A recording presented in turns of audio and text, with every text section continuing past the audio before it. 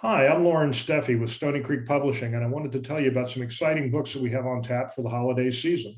The first is my novel, The Big Empty, which is set in a far West Texas town that finds itself at odds with a technology company that wants to bring a plant and development to the area. Epic Times said that The Big Empty captures a moment when big tech seemingly promised everything. By turns funny and painful, the story builds like an accelerating freight train, reaching a fast-paced climax. Southern Review of Books said that the novel is uncompromising in spotlighting the strains that the drive toward material achievement puts on the individual in the face of nature's whims. So I hope you check that one out. The other book that we have coming up is The Last Trial of T. Boone Pickens, which just came out in paperback. And I'm proud to announce that the National Law Journal actually just named this to their Verdicts Hall of Fame just this week. So we're very excited about that. It's also available in hardback still, and both editions are 25% off if you order them from our website.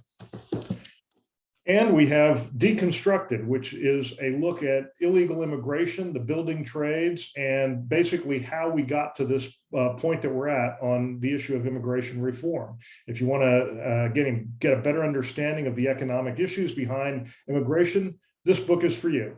I'm excited to point out that next spring we'll be releasing a paperback version, which will have some updated information. But if you're looking for a great Christmas gift and you know somebody that's concerned about immigration issues, be sure to check this out. We've still got a few hardcovers left.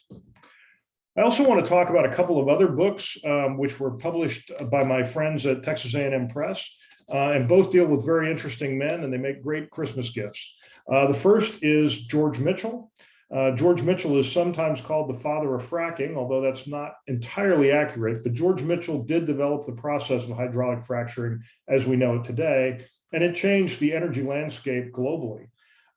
But at the same time, George Mitchell was also a pioneer of sustainable development, and this book explores that seeming paradox. If you want a story about an interesting entrepreneur, businessman, somebody who is very driven, a visionary, be sure to check this out. It's also a great story about a son of an immigrant who basically pulled himself up from nothing and made good.